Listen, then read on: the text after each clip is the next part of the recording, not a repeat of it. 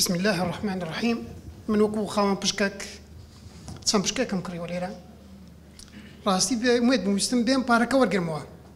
كتسكم نشتري كرابو درزك شي خوشم كريم بوم ثم خاصة شي أهلي سرقاي كيناريم لكاتك تا درزك يخوان بو فقط درزكان لدا وتيان دكات حفتزر يعني درزك يخوان بو فقط لدانا كي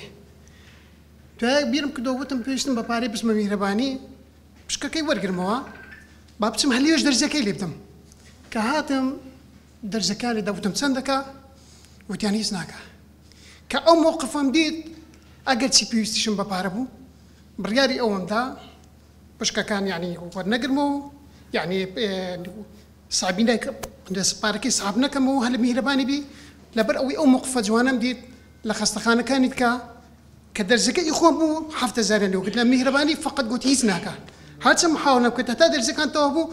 هيتيا ورنقد براستي مهرباني يعني سلمان دي لكاتك تخوشم يعني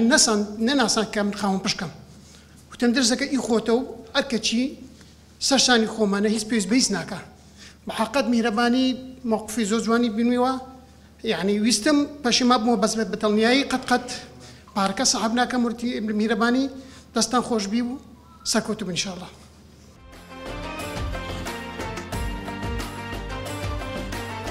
مهرباني دلسوزي و ليزاني